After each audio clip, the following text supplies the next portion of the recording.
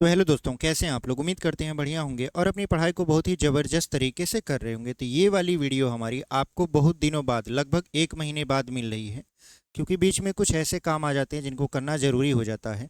Finally वो सारे काम हो चुके हैं और हम आपके सामने आ चुके हैं। तो पिछली वीडियो में हमने आपको बताया था कि द्विघात समीकरण हम लोग पढ़ रहे थे, और द्विघात समीकरण में हमने आपको प्रश्नावली 4.1 4.2 का पहला क्वेश्चन सॉल्व करवा दिया था, और पहले क्वेश्चन के बाद हम लोग दूसरा क्वेश्चन सॉल्व करने वाले हैं। ठीक है, तो चलिए बिना देरी की वीडियो को स्टार्ट करते हैं। और जो भी विद्यार्थी कक्षा 10वीं के हैं और बोर्ड पेपर में इस साल बैठना चाहते हैं, यानी बोर्ड पेपर देने वाले हैं, उनके लिए वीडियो बहुत ही इंपॉर्टेंट होने वाली है, क्योंकि हम लोग मैथ और साइंस शुरू से अंत तक आपको पढ़ाने वाले हैं। जिसमें मैथ अभी हम द्विघात से पहले दो चर वाले रैखिक समीकरण, आपका बहुपद, और आपका ये जो परिमेय संख्या यानी नंबर सिस्टम होता है, वो हमने आपको पूरी तरीके से पढ़ा दिया, यानी 3 पार्ट पढ़ा दिया है हमने आपको। चौथा पार्ट ये पढ़ाने वाले हैं। ठीक है, और उसमें भी प्रश्नावली 4.1 समाप्त कर चुके हैं, और 4.2 का पहला क्वेश्चन समाप्त हो चुका है। अगर आप शुरू से ये वीडियो देखना चाहते हैं, यानी शुरू से मैथ पढ़ना चाहते हैं, तो आप जाइए प्लेलिस्ट में, वहाँ पर प्लेलिस्ट बना हुआ है और आपको पूरी की पूरी वीडियो चैप्टर वाइज मिल जाएगी, और अब आप आराम से उसको देख सकते हो। ठीक है, तो चलिए आज के प्रश्नों को शुरू करते हैं और बहुत ही बेहतरीन तरीके से इन प्रश्नों को सॉल्व करेंगे। चलिए यहाँ पर पहला क्वेश्चन आपका आपके स्क्रीन पर लगा देते हैं। देखिए, यहाँ तक हम लोग पढ़ चुके थे, अब हम लोग पढ़ने वाले हैं यहाँ पर क्वेश्चन नंबर दूसरा। तो क्वेश्चन नंबर दूसरा को अगर आप ध्यान से पढ़ो तो इसमें लिखा हुआ है कि उदाहरण 1 में दी गई समस्याओं को हल कीजिए। यानी उदाहरण नंबर 1 में जो समस्या दी गई है उसी को आपको हल करना है। तो उदाहरण नंबर 1 हम लोग कहाँ ढूंढेंगे? अपनी किताब में। तो हमने वहाँ से प्रश्न उठाकर यहाँ पर आपको लिख दिया है, ताकि कोई भी दिक्कत ना हो।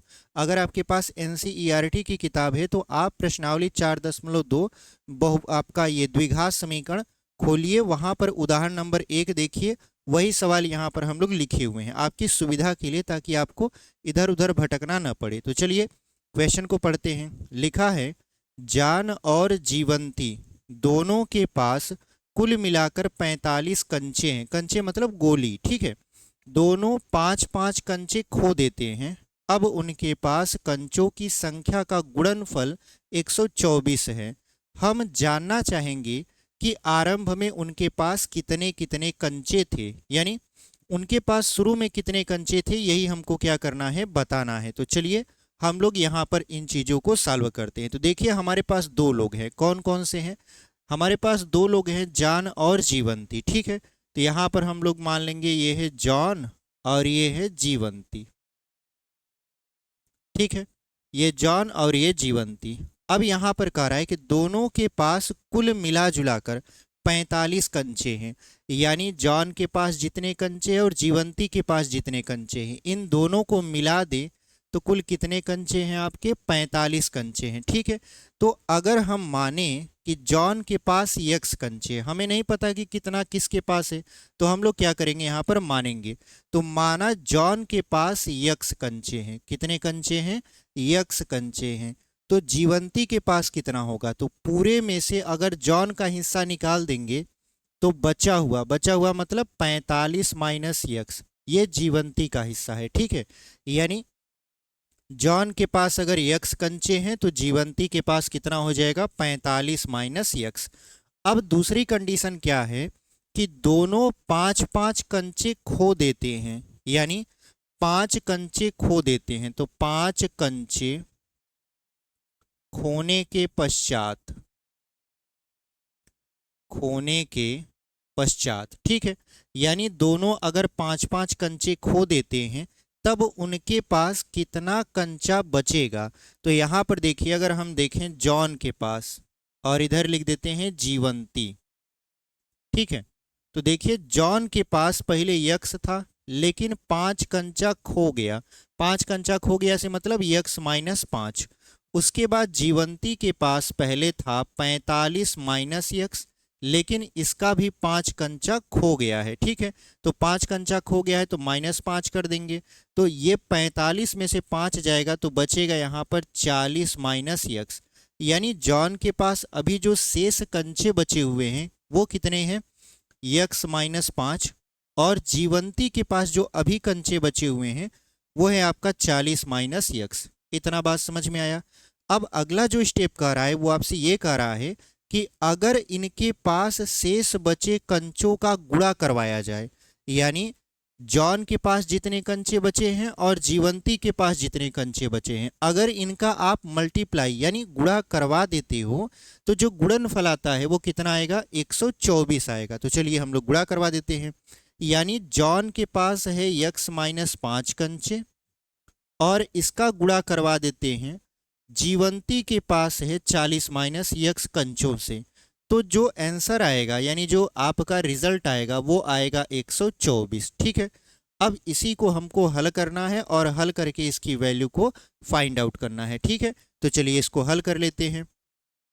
यहाँ पर देखिए, यहाँ पर अगर हम यक्स का 40 में गुणा कर देंगे तो ये हो जाएगा 40 यक्स माइनस यक्स का यक्स में गुणा तो ये हो जाएगा यक्स स्क्वायर, माइनस 5 का 40 में गुणा हो जाएगा तो हो जाएगा माइनस 200, और माइनस 5 का माइनस यक्स में गुणा कराएंगे तो हो जाएगा प्लस 5 यक्स बराबर 124 के। ठीक है, अब यहाँ पर करते क्या है कि देखिए 40 यक्स है और 5 यक्स है, जुड़कर कितना हो जाएगा 45 x minus x square minus 200 बराबर 124।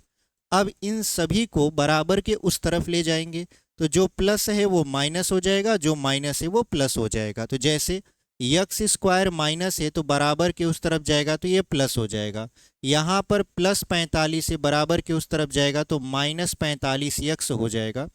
माइनस 20 है बराबर के उस तरफ जाएगा तो क्या बन जाएगा, प्लस 200 बन जाएगा। 20 नहीं है 200 है, और प्लस इस तरफ तो 124 है ही, बराबर क्या हो जाएगा ये 0। अगर हम इसको जोड़ें तो ये हो जाएगा यक्स स्क्वायर माइनस 45 यक्स प्लस 324, और ये बराबर किसके हो जाएगा 0 के। अब आपको क्या करना है, इसका गुणनखंड करना है। तो इसका गुणनखंड कैसे करेंगे, इस तरीके से करेंगे कि अगर हम गुणा करें तो 324 आए, और अगर हम जोड़े या घटाएं तो कितना आए आपका यहाँ पर 45 आए। ठीक है, तो इसका खंड करने के लिए सबसे पहले इसका अभाज्य गुणनखंड करना पड़ेगा ताकि जोड़े बन सके। ठीक है, तो यहाँ पर अगर हम 324 का अभाज्य गुणनखंड करेंगे तो ये हो जाएगा आपका, देखिए 2 से काटेंगे 2 1 कम 2, 2 6 12, 2 दूनी 4, फिर 2 से काटेंगे 2 8 16, 2 1 कम 2, फिर 3 से काटेंगे तो ये हो जाएगा आपका 27, फिर 3 से काटेंगे 3 9 27, फिर 3 से काटेंगे 3 3 का 9, और फिर 3 से काटेंगे तो 1 हो जाएगा। अब इसका खंड बैठाते हैं। देखिए यहाँ पर हो जाएगा आपका 2 तिहाई 6, 6 त्रिक 18, 3 त्रिक का 9, 9 दूना 18, 18 18 जोड़ेंगे 36 आएगा, बैठेगा नहीं। ठीक है, तो क्या हो जाएगा यहाँ पर देखिए 3 त्रिक का 9, 9 त्रिक 27, और 2 दूना 4, 4 तिहाई 12, 12 और 27 को जोड़ोगे तब पर भी आपका 45 नहीं आएगा। तब क्या होगा, देखिए यहाँ पर हो जाएगा 2 दूना 4, 4 तिहाई 12, 12 तिहाई 36, कितना कर देते हैं 36। यहाँ तक गुणा कराए, देखिए 2 दूना 4, 4 तिहाई 12, 12 तिहाई 36, 36 हो गया, और इधर 3 त्रिक का 9 कर देते हैं। तो अगर हम 36 और 9 को जोड़ें तो आपका उत्तर 45 आएगा, और अगर हम 36 और 9 का गुणा करा दें तो ये हो जाएगा 324। इसका क्या मतलब हुआ, इसका मतलब ये हुआ कि आप 45 को 2 खंडों में तोड़ सकते हो। कौन कौन सा, एक 36 और एक 9। अब यहाँ पर देखिए माइनस लगा हुआ है, यानी 36 भी माइनस में रहेगा और 9 भी माइनस में रहेगा। तो यहाँ पर हो जाएगा यक्स square minus 36 x minus 9 x plus 324 बराबर 0 के। अब यहाँ पर कामन ले लेते हैं, तो अगर हम कामन लेंगे यक्स तो ये हो जाएगा यक्स माइनस 36, और यहाँ माइनस 9 कामन लेते हैं तो ये हो जाएगा आपका यक्स माइनस 36 बराबर 0 के। तो एक कोष्टक में आपका हो जाएगा यक्स माइनस 36 और दूसरे कोष्टक में हो जाएगा यक्स माइनस 9 बराबर किसके 0 के। तो एक बार हम लोग यक्स माइनस 36 बराबर 0 कर देंगे, एक बार यक्स माइनस 9 बराबर 0 कर देंगे। तो चलिए कर देते हैं, तो यक्स माइनस 36 बराबर यहाँ पर 0, और ये हो जाएगा यक्स माइनस 9 बराबर 0। अच्छा 0 क्यों कर रहे हैं हम, क्योंकि देखिए अगर हम x माइनस 36 बराबर 0 लाना चाहें तो देखिए गुणा में है, इधर जाएगा भाग में हो जाएगा, और 0 में किसी भी संख्या से आप भाग देते हो तो मान कितना आता है, 0 ही आता है। इस वजह से एक बार x माइनस 36 बराबर हमने 0 कर दिया, और दूसरी बार x माइनस आपका 9 बराबर क्या कर दिया, 0 कर दिया। तो यहाँ पर x बराबर क्या हो जाएगा, 36, इधर x बराबर क्या हो गया, 9 हो गया। ठीक है, इतना हो गया आपका। अब देखिए x की दो वैल्यू आ रही है, एक आ रहा है आपका 36 और एक आ रहा है आपको 9। अगर नहीं दिख रहा तो हम यहाँ पर मिटा के थोड़ा सा इसको इधर बगल में लिख देते हैं।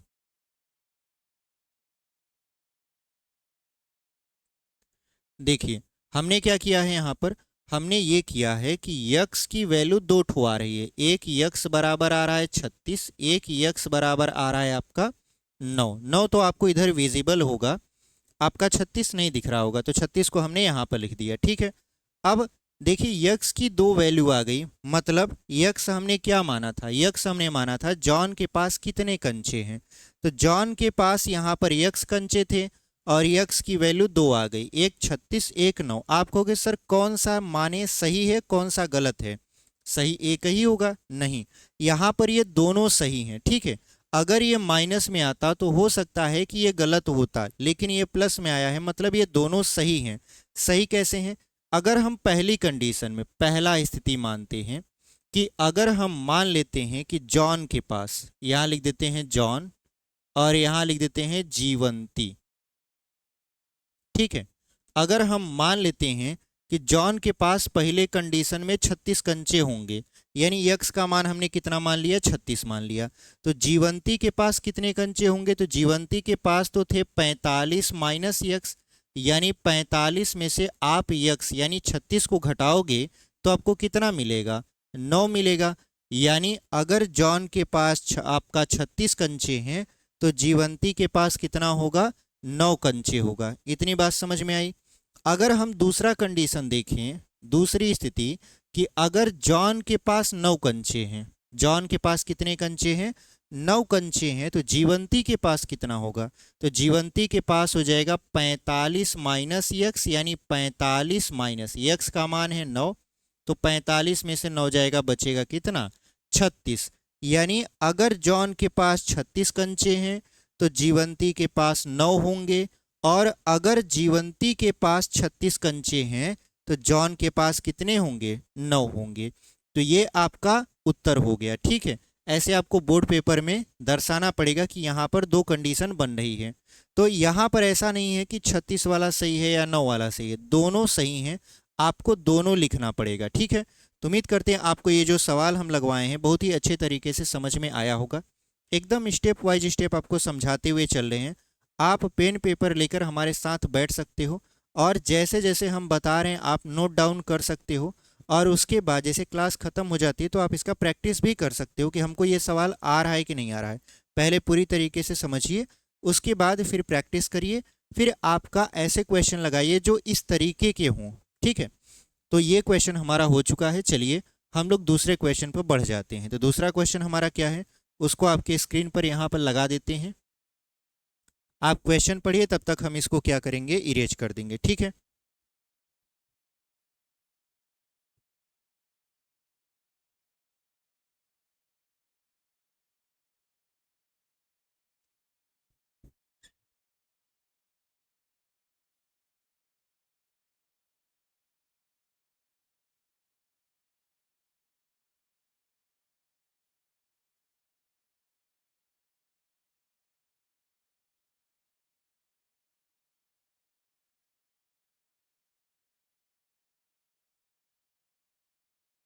चलिए यहाँ पर हम लोग क्या करते हैं, अपना दूसरा क्वेश्चन देख लेते हैं। हमारा दूसरा क्वेश्चन क्या है, कह रहा है कि एक कुटीर उद्योग एक दिन में कुछ खिलौने निर्मित करता है। कुटीर उद्योग से मतलब ये होता है कि गांव के स्तर पर जो उद्योग किए जाते हैं, जैसे गांव के स्तर पर उद्योग कौन सा होता है, मछली पालन होता है, मुर्गी पालन होता है, मधुमक्खी पालन होता है। ठीक है, तो इस तरीके के जो उद्योग होते हैं उनको हम लोग बोलते हैं कुटीर उद्योग, यानी छोटे स्तर पर गांव के स्तर पर किए जाने वाले काम धंधे। ठीक है, जिनसे कुछ पैसे मिल सके।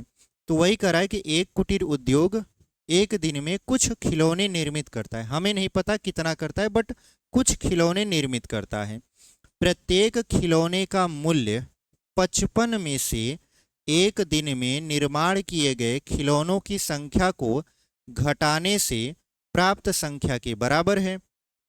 किसी दिन कुल निर्माण लागत 750 रुपये थी। हम उस दिन निर्माण किए गए खिलौनों की संख्या ज्ञात करना चाहेंगे।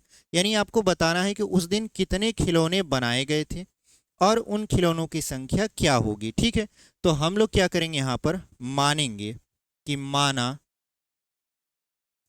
उस दिन बनाए गए खिलौनों की संख्या, ठीक है, ऐसे मान लेंगे, खिलौनों की संख्या कितना हो जाएगी, तो हमको नहीं पता, तो हम लोग क्या मानेंगे, यक्स मान लेंगे। ठीक है, अब एक खिलौने की लागत, एक खिलौने की लागत कितना है, तो कह रहा है कि 55 में से उस दिन निर्माण किए गए खिलौनों की संख्या को घटा दीजिए। यानी 55 में से उस दिन कितने निर्माण किए गए थे खिलौने, तो यक्स किए गए थे। अगर हम उनको घटा दें तो ये रुपया में उस दिन निर्माण किए गए कुल खिलौनों में से एक खिलौने की लागत आ जाएगी। यानी एक खिलौने की जो लागत आई वो कितना आ गया आपका, 55 माइनस यक्स रुपया। ठीक है, अब कुल लागत कितना होगी, तो देखिए कुल लागत, कुल लागत से मतलब ऐसे समझिए कि हमने 15 खिलौने बनाए। ठीक है, एक खिलौने का मूल्य हमने 5 रुपया रखा, तो 15 खिलौने का मूल्य क्या होगा, तो आप कहोगे सर 75 रुपया। 15 पचे 75, यानी एक खिलौना अगर 5 रुपया का है तो 15 खिलौने कितने रुपए के होंगे, तो आपका जवाब आएगा कि सर 15 खिलौने 75 रुपए के होंगे। अगर हम आपसे पूछे कि आपने कैसे जवाब दिया कि 75 ही होगा, तो आप कहोगे सर देखिए खिलौनों की संख्या और एक खिलौने कितने रुपए में बेचे गए उनका हम गुणा करवा दिए।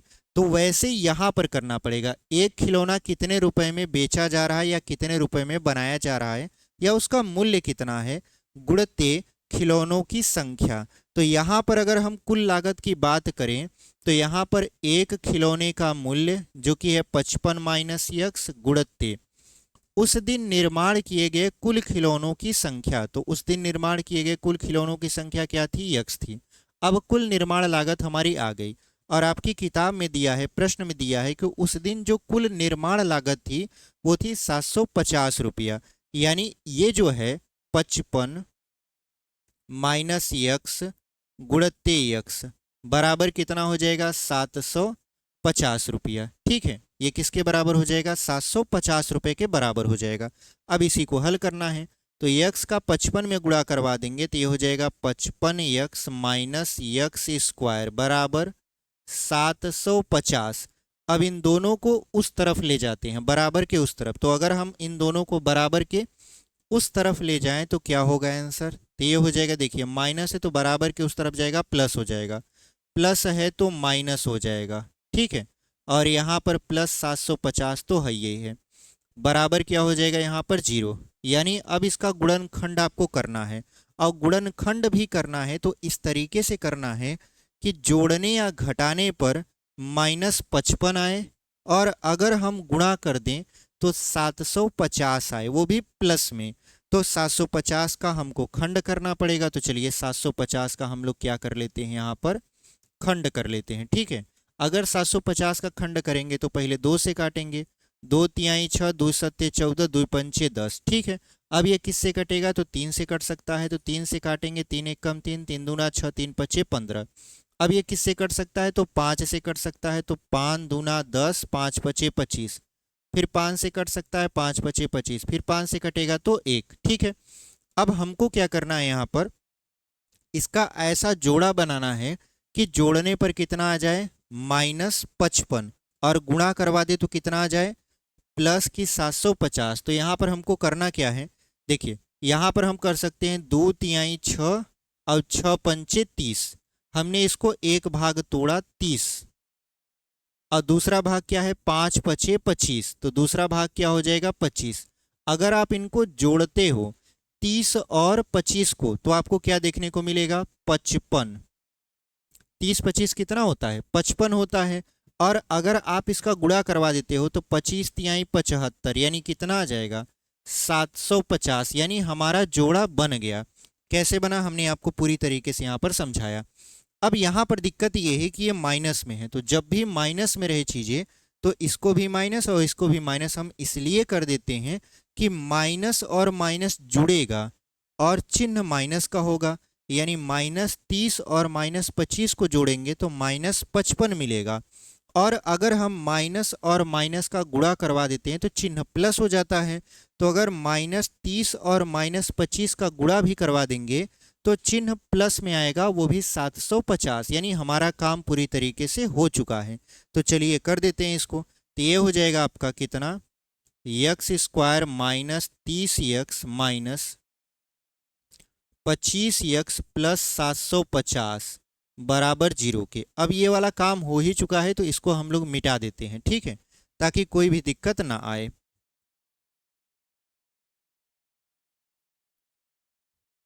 देखिए अब हम लोग क्या करेंगे, कामन लेंगे। तो कामन लेंगे तो क्या कामन होगा यहाँ पर, यहाँ पर इन दोनों में से यक्स कामन होगा। तो अगर हम यक्स कामन लेते हैं तो यक्स -30 हो जाएगा। अगर हम -25 कामन लेते हैं तो क्या हो जाएगा, यहाँ पर देखिए -25 अगर कामन लेंगे तो ये बचेगा यहाँ पर यक्स, लिख दिए। अब जब आप माइनस कामन लेते हो तो ये जो चिन्ह होता है अंदर का वो बदल जाता है, तो प्लस है तो क्या हो जाएगा माइनस। आप जानते हो 25 तिहाई 75 होता है, यहाँ पर 750 होना चाहिए। तो 25 तिहाई 75 जीरो हो गया, बराबर कितना, 0 के। यानी ये कोष्टक में कितना हो गया आपका, यक्स -30 और दूसरे कोष्टक में हो जाएगा यक्स -25 बराबर 0 के, ठीक है। फिर हमने आपको बताया कि इसको कंपेयर कर लीजिए 0 से, यानी यक्स -30 बराबर एक बार 0 कर दीजिए, दूसरा यक्स -25 बराबर क्या कर दीजिए, 0 कर दीजिए, ठीक है। अब यक्स बराबर क्या हो जाएगा यहाँ पर 30 और यक्स बराबर क्या हो जाएगा यहाँ पर 25।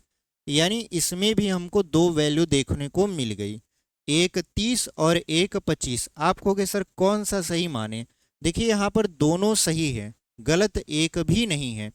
तो इसमें हम लोग कैसे इसको मतलब परिभाषित करेंगे या कैसे बताएंगे, तो देखिए हमने क्या माना था कि माना उस दिन बनाए गए खिलौनों की संख्या बराबर कितना था, यक्स। यक्स की दो वैल्यू आ गई, एक 25 और एक 30। तो अगर हम पहला कंडीशन देखते हैं, पहला कि यक्स बराबर हम कितना लेते हैं 30, यक्स बराबर कितना ले लें 30 ले लें, यानी उस दिन बनाए गए खिलौनों की संख्या क्या मान ले, 30 मान ले। तो यहाँ पर लिख भी देते हैं कि खिलौनों की संख्या बराबर अगर हम क्या कर दें 30 मान लें, खिलौनों की संख्या बराबर क्या मान लें हम लोग 30 मान लें, तो उस दिन एक खिलौने की लागत क्या होगी। तो अगर हम देखें तो एक खिलौने की लागत, एक खिलौने की लागत, तो एक खिलौने की लागत कितना हो जाएगा 55 माइनस यक्स, तो 55 माइनस यक्स, यक्स का मान कितना हमने मान रखा है 30 मान रखा है। तो 55 में से 30 घटाएंगे तो क्या बचेगा 25, वो भी रुपया में, ठीक है। यहाँ पर अगर आपको दिख नहीं रहा है तो यहाँ पर हम लोग लिख देते हैं 25 और यहाँ पर रुपया। यानी अगर हम देखें तो 30 खिलौने अगर बनाता है वो व्यक्ति, तो एक खिलौने का मूल्य कितना रखता है 25 रुपया। यानी आपने देखा कि अगर आपने 30 लिया यक्स का मान तो एक खिलौने का दाम कितना आ गया 25 आ गया। अगर आप दूसरा कंडीशन ऐसा मान लेते हो कि माना खिलौने की संख्या, अगर आप 30 की जगह पर क्या मान लो 25 मान लो, 30 की जगह पर क्या मान लीजिए 25 मान लीजिए, तो आप अब समझ गए हो कि अगर हम 30 लिए थे तो 25 आया था और 25 ले रहे हैं तो एक खिलौने का दाम कितना आएगा 30 आएगा। तो यहाँ पर डायरेक्ट हम लिख देंगे एक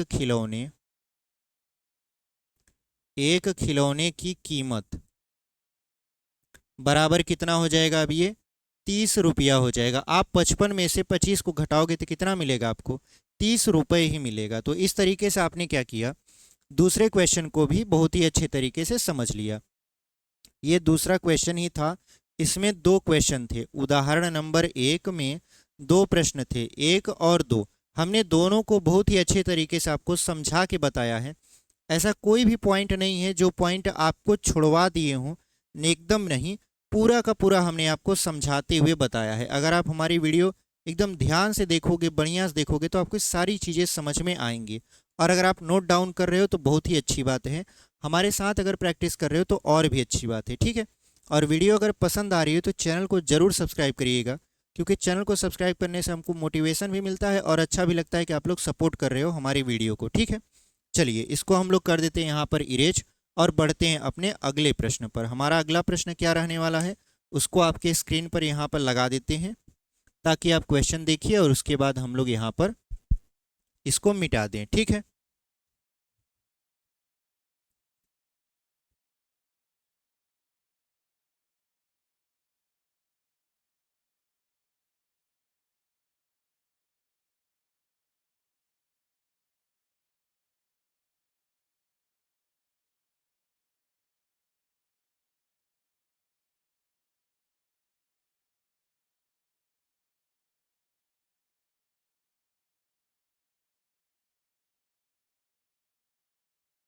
चलिए यहाँ पर हम अगला क्वेश्चन आपके स्क्रीन पर लगा दिए हैं और इसको हम लोग समझते हैं। बहुत ही आराम से समझेंगे, बहुत ही धैर्य के साथ। बहुत जल्दीबाजी नहीं है कि नहीं नहीं जल्दीबाजी में समझ लिए सारी चीज़ें छूट गया, नहीं, ऐसा नहीं है। क्योंकि बोर्ड पेपर आप एक बार दोगे, ठीक है, बार बार आप बोर्ड पेपर देने जाओगे नहीं। और एक बार दोगे तो अपना 100% दीजिए, यानी अपना बेस्ट दीजिए।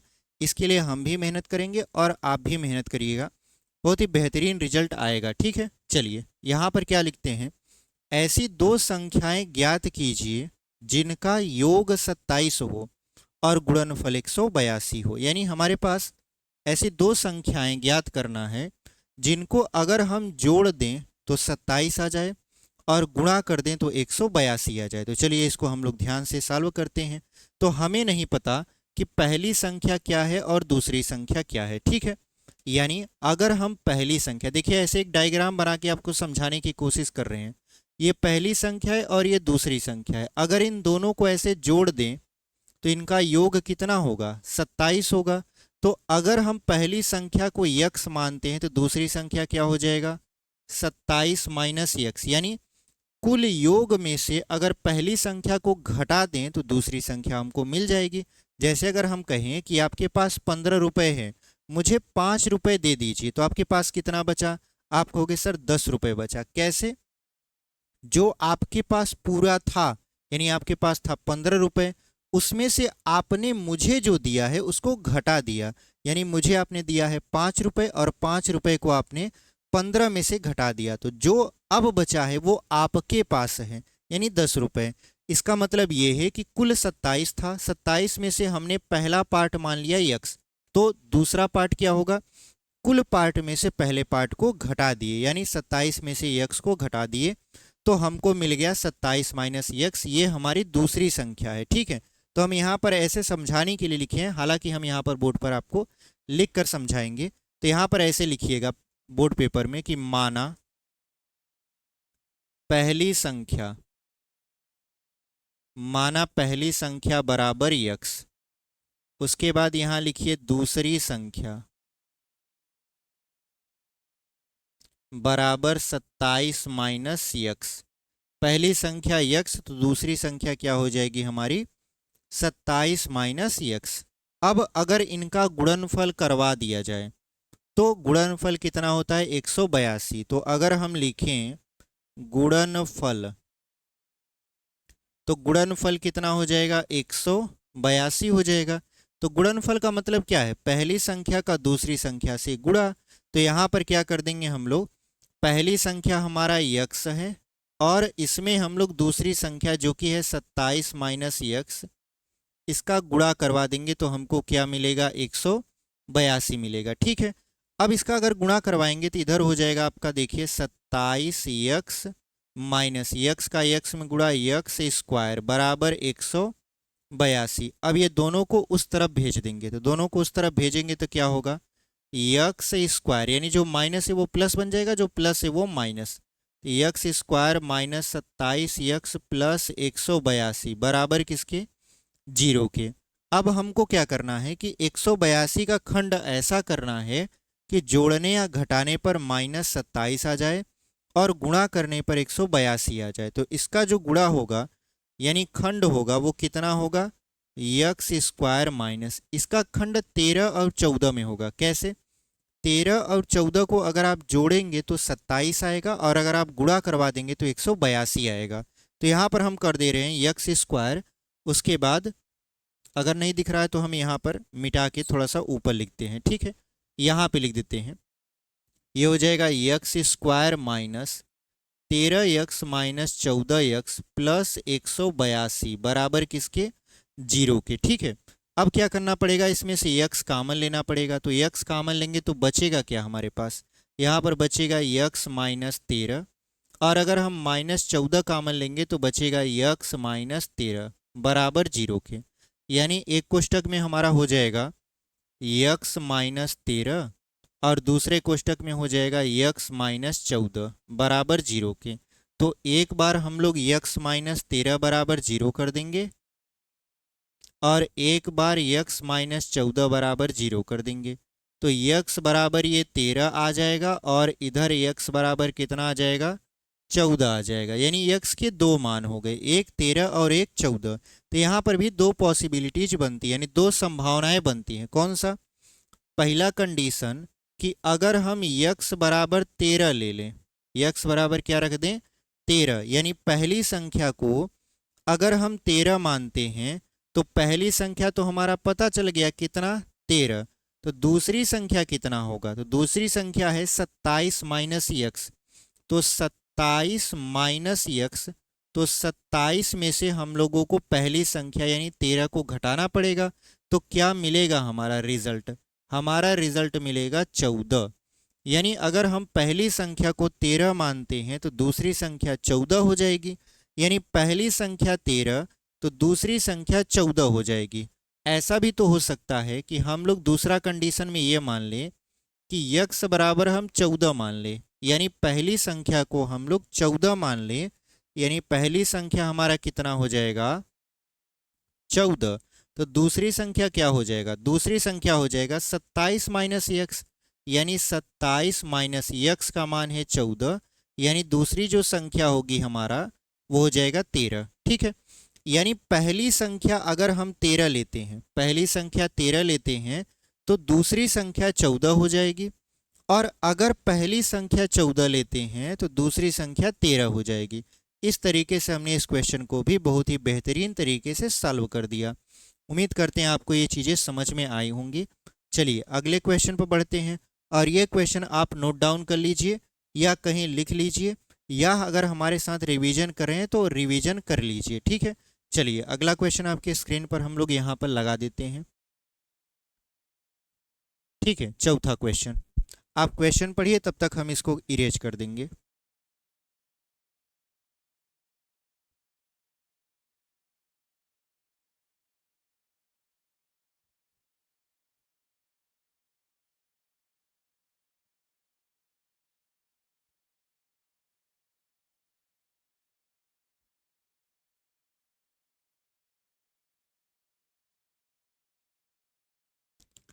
चलिए यहाँ पर हम लोग क्या करते हैं, अपने अगले क्वेश्चन को पढ़ लेते हैं।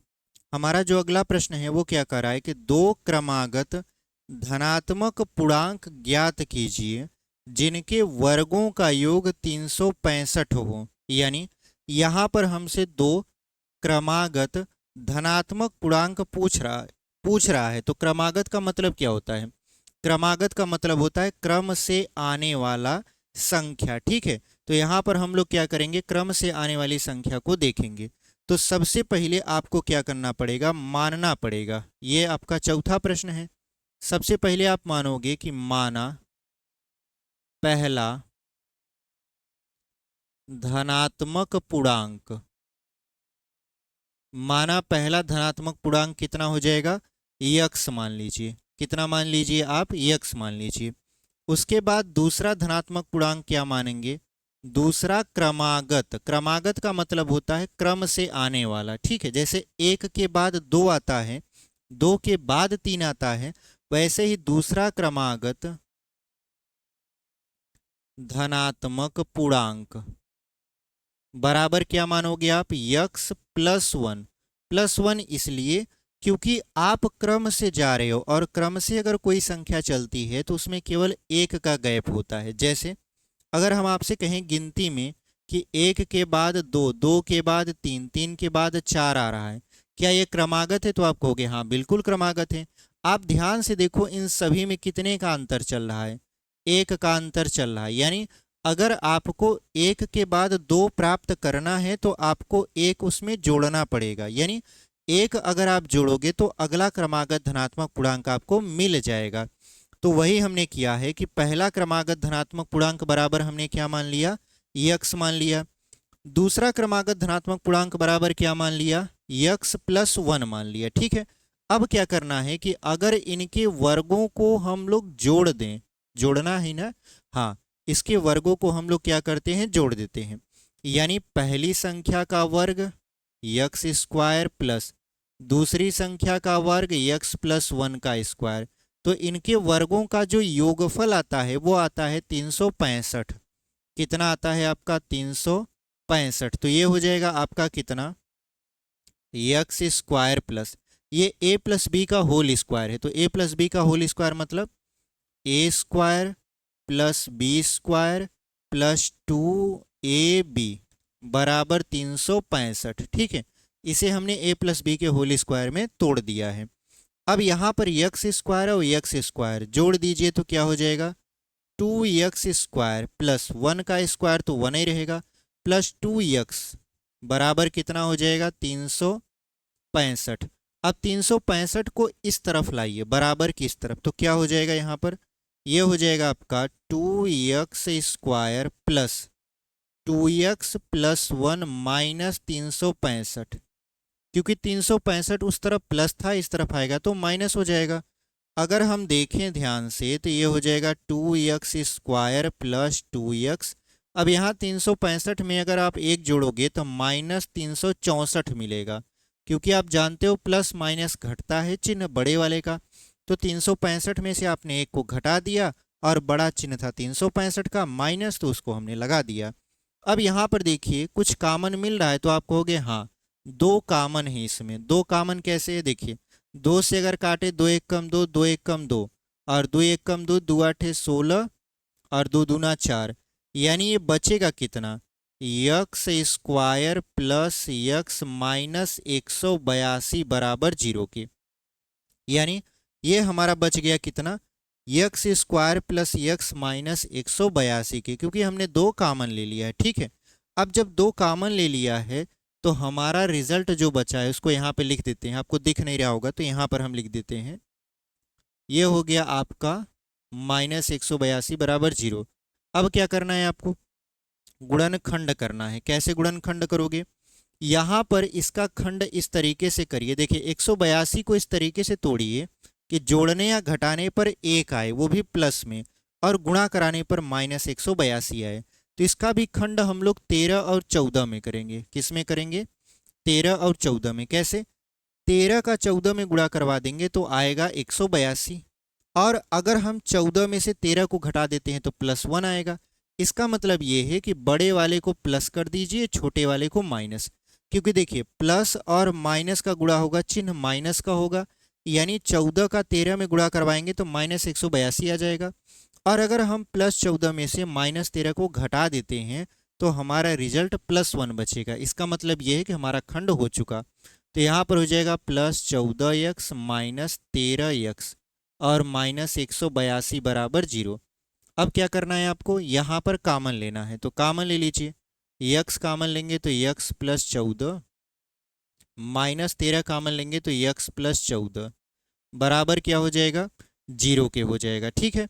तो यहाँ पर यक्स प्लस 14 एक कोष्टक में, दूसरे में हो जाएगा यक्स माइनस 13 बराबर 0 के। तो यक्स प्लस 14 बराबर एक बार हम लोग क्या कर देंगे? यक्स प्लस 14 बराबर हम लोग एक बार 0 कर देंगे।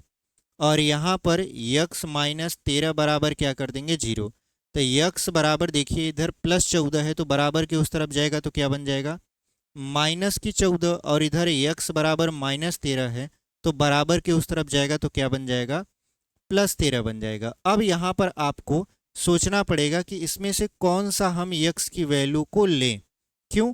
क्योंकि देखिए यक्स का मान यहाँ पर -14 हो गया और इधर यक्स का मान कितना हो गया 13 हो गया। ठीक है, तो आप सवाल पर गौर करिए, धनात्मक पूर्णांक हमको लेना है, ऋणात्मक नहीं लेना है। इसका मतलब ये है कि जो -14 है ये कैंसिल हो गया और यक्स का मान हमने कितना ले लिया 13। यक्स का मान अगर हम 13 लिए हैं तो पहला जो धनात्मक पूर्णांक होगा वो क्या होगा 13 होगा। तो यहाँ पे लिख देंगे पहला धनात्मक पूर्णांक बराबर हमने यक्स माना था और यक्स की वैल्यू कितना आ गया 13 आ गया। 14 इसलिए नहीं लेंगे क्योंकि वो माइनस में है। ठीक है, दूसरा धनात्मक यहाँ पे लिख देंगे दूसरा क्रमागत धनात्मक पूर्णांक। तो दूसरा क्रमागत धनात्मक पूर्णांक हमने क्या माना था x+1 और x की जगह पर 13 +1 कर देंगे तो हो जाएगा 14। यानी पहला जो क्रमागत धनात्मक पूर्णांक था वो आपका 13 हो गया और दूसरा वाला कितना हो जाएगा आपका 14 हो जाएगा। तो ये हमारा उत्तर रहा 13 और 14। उम्मीद करते हैं आपको ये सवाल बहुत ही अच्छे तरीके से समझ में आया होगा। एकदम बेहतरीन तरीके से समझाने की यहाँ पर हम कोशिश कर रहे हैं। ठीक है, चलिए इसको हम लोग यहाँ पर मिटा देंगे। और अगर आपके पास ऐसे मित्र हैं जिनके पास इतनी सुविधा नहीं है कि वो कोचिंग कहीं पर कर पाए, तो उनके पास अगर मोबाइल है तो आप वहाँ तक वीडियो ज़रूर शेयर करिए ताकि वो भी वीडियो देखें और वो घर बैठे अपनी तैयारी को मतलब मजबूत कर पाएँ। ठीक है, चलिए इसको हम लोग क्या कर देते हैं यहाँ पर इरेज कर देते हैं और अगला क्वेश्चन आपके स्क्रीन पर लगा देंगे। इसको हम लोग मिटा देते हैं, तब तक आप अगला प्रश्न पढ़ लीजिए।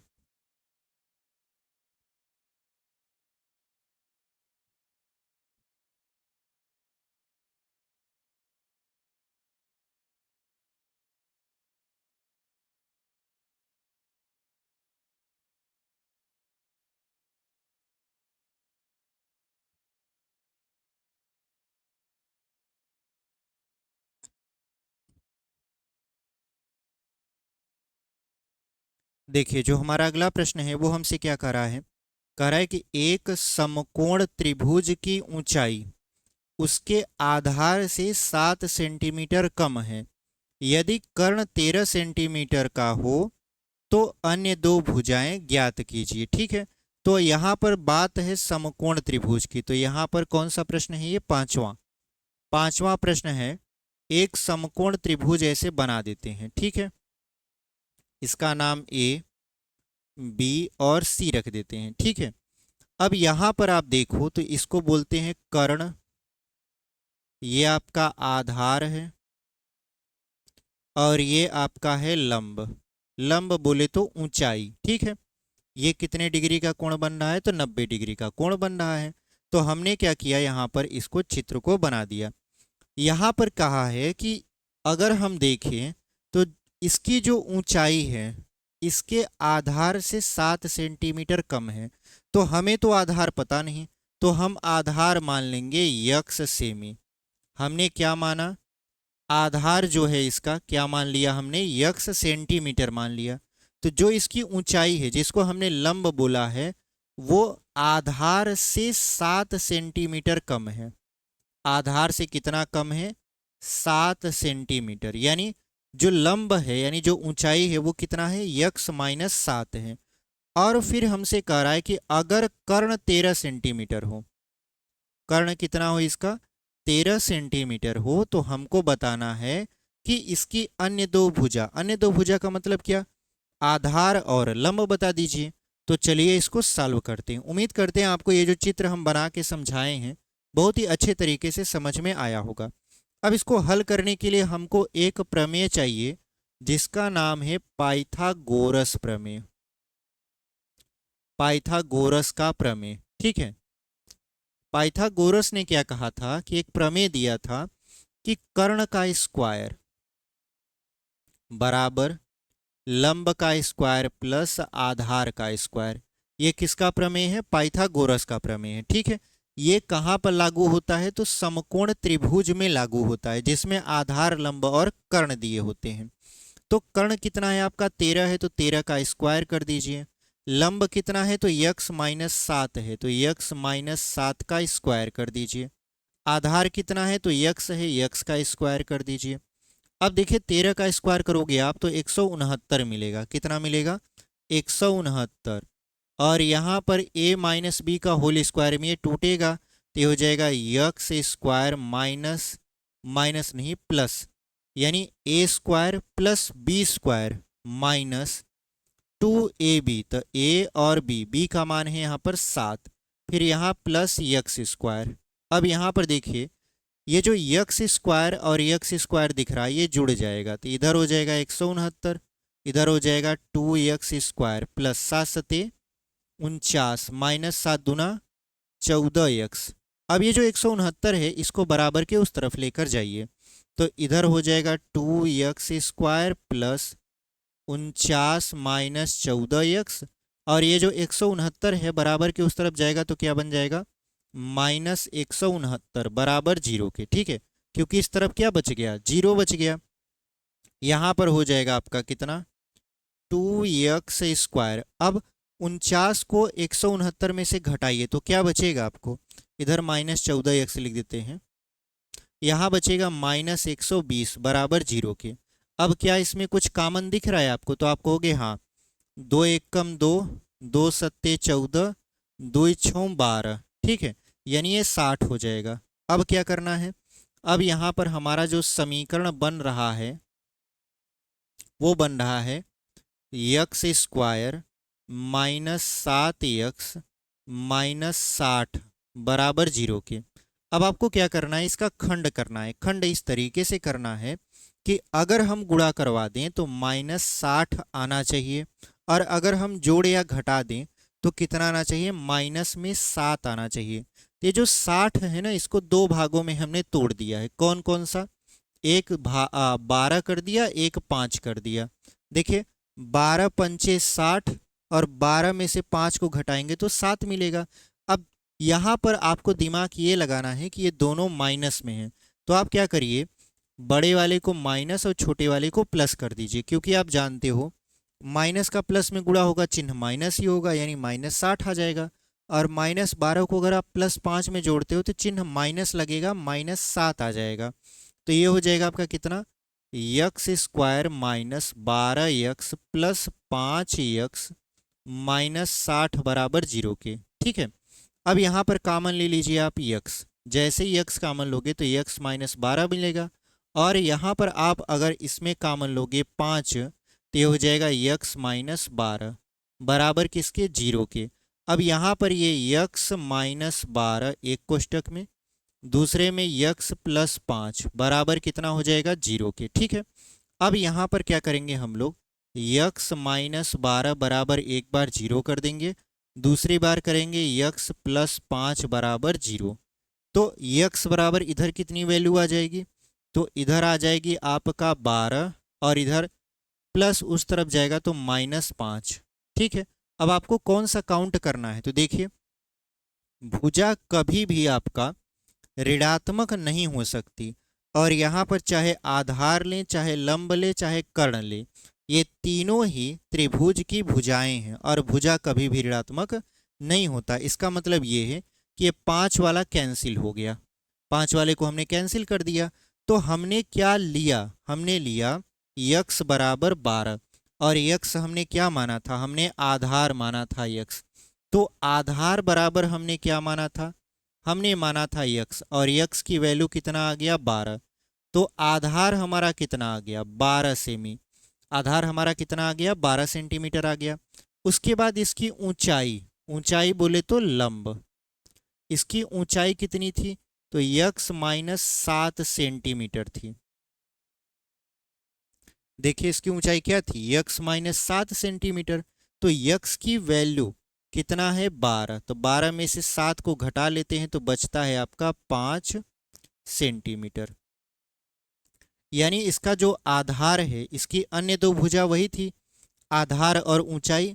क्योंकि कर्ण तो आपको पहले से ही दे रखा है 13, तो आधार आपका आ गया 12 और ऊंचाई आ गया 5। यही आपका क्या हो गया, फाइनल आंसर। उम्मीद करते हैं आपको ये चीज़ें समझ में आई होंगी। ठीक है, चलिए इसको हम लोग कर देते हैं इरेज और बढ़ जाते हैं अपने अगले प्रश्न की तरफ।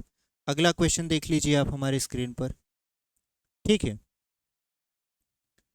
यहाँ पर छठवां प्रश्न देख लीजिए, उसके बाद फिर हम लोग आगे की तरफ बढ़ेंगे। इसको तब तक हम लोग क्या करते हैं, यहाँ पर मिटा देते हैं।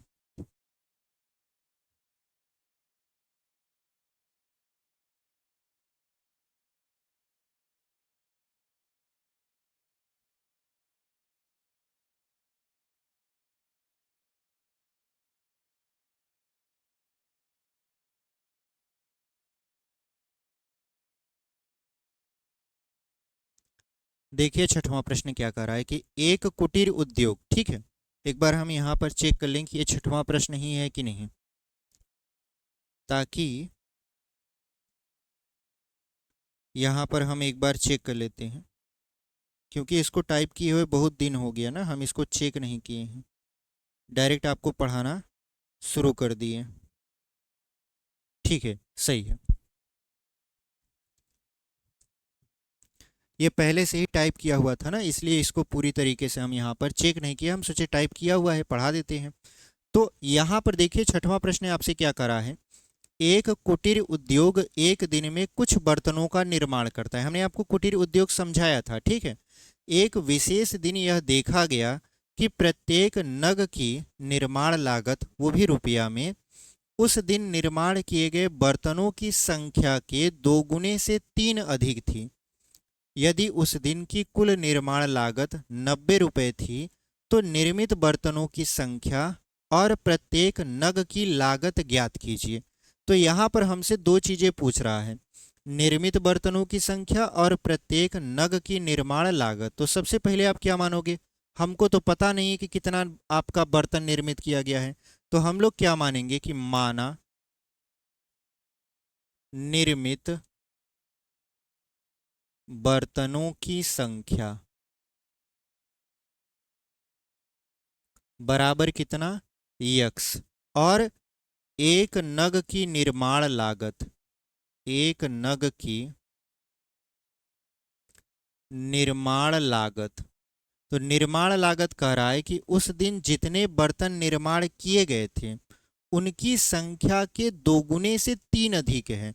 तो उस दिन तो यक्स बर्तन निर्माण किए गए थे, तो यक्स का 2 गुना 2x प्लस 3 अधिक है, तो 3 हमने क्या किया, जोड़ दिया। ठीक है, आप जानते हो कि अगर निर्माण लागत हमको ज्ञात करना है तो एक नग की लागत प्लस उस दिन कितने बर्तन निर्माण किए गए थे उनकी संख्या का गुणा करवा देंगे। ठीक है, जैसे हमने आपको बताया था कि एक अगर खिलौना 15 रुपया का है, तो अगर ऐसे 5 खिलौने आपको बेचने हो तो कितना रुपया आपको मिलेगा, तो आपने कहा था 75 रुपया। ठीक है, 15 पचे 75। ऐसे ही अगर हम देखें कुल निर्माण लागत, कुल निर्माण लागत, तो कुल निर्माण लागत कितनी हो जाएगी, तो देखिए यहाँ पर कुल निर्माण लागत थी 90 रुपया। कितना था, 90 रुपया। तो कैसे हमको पता चलेगा कि ये 90 है, तो उस दिन जितने बर्तन निर्मित किए गए थे गुणते एक बर्तन की कीमत, यानी एक नग की कीमत 2x प्लस 3 बराबर कितना हो जाएगा, यहाँ पर 90। अब इसी को सॉल्व करना है, तो यहाँ पर देखेंगे हम लोग क्या कि यक्स का गुणा करवा देंगे, ये हो जाएगा 2x स्क्वायर प्लस 3x, और 90 को इस तरफ लाइए माइनस 90 बराबर क्या हो जाएगा, 0। अब इसका गुणनखंड करना है, तो गुणनखंड में हमने आपको सिखाया है कि अगर यहाँ पर कुछ न दिया हो तब लास्ट वाले का खंड कर दीजिए, चलेगा। लेकिन अगर यहाँ पर दिया है यक्स स्क्वायर का गुणांक, तो आप पहले का तीसरे में गुणा करेंगे, यानी 2x स्क्वायर का 90 में गुणा होगा, तो 90 दूना कितना हो जाएगा, 180, वो भी माइनस में, क्योंकि ये प्लस है ये माइनस है, प्लस माइनस माइनस होता है अगर गुणा करवा देते हैं। और यहाँ पर हो गया ये यक्स स्क्वायर, यानी 2x स्क्वायर का माइनस 90 में गुणा करवा दिए तो हो गया आपका माइनस 180 यक्स स्क्वायर। इतना बात समझ में आया। अब इस 180 को इस तरीके से तोड़ना है कि जोड़ने या घटाने पर कितना आ जाए, आपका 3 आ जाए। तो आप इसको 15 और 12 में तोड़ दीजिए। किस में तोड़ दीजिए? 15 और 12 में। क्यों?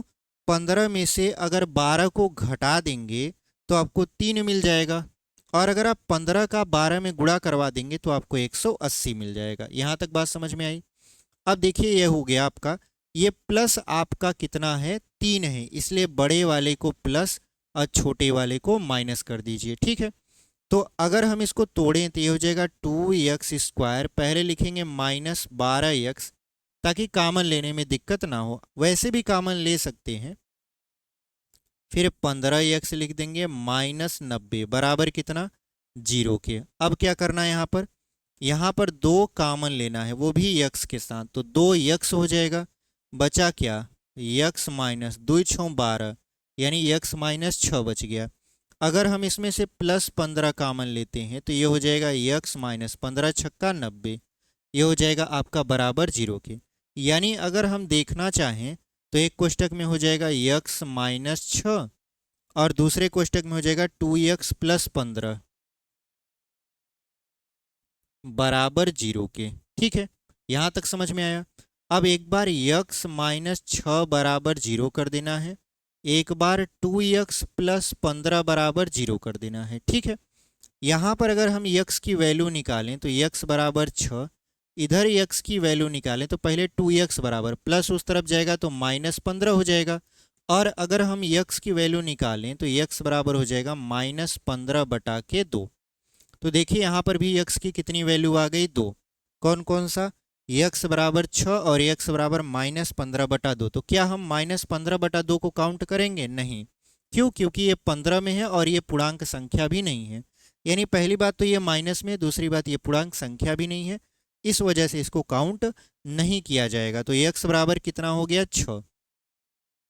यक्स क्या है हमारा? यक्स है निर्मित बर्तनों की संख्या। तो उस दिन कितना बर्तन निर्माण किया गया था? तो उस दिन कुल 6 बर्तन निर्माण किए गए थे। यानी लिखेंगे यहाँ पर निर्मित बर्तनों की संख्या बराबर कितना हो जाएगा? 6। क्योंकि हमने निर्मित बर्तनों की संख्या यक्स माना था, यक्स की वैल्यू 6 आ गया, मतलब उस दिन कितने बर्तन निर्माण किए गए थे? 6 बर्तन निर्माण किए गए थे। अब यहाँ पर एक नग की निर्माण लागत, तो लिख देंगे एक नग की निर्माण लागत। तो एक नग की निर्माण लागत कितना था? 2x plus 3। तो यहाँ पर हो जाएगा 2x प्लस 3, तो 2 इंटू x की वैल्यू कितना है? 6 है, प्लस 3, तो 6 दूनी 12, 12 में 3 अगर हम जोड़ दें तो कितना हो जाएगा? 15, और ये रुपया में आएगा।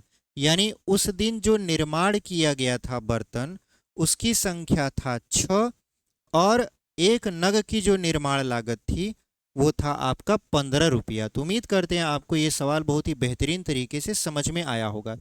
तो आज हमारा प्रश्नावली 4.2 पूरी तरीके से समाप्त हो गया है।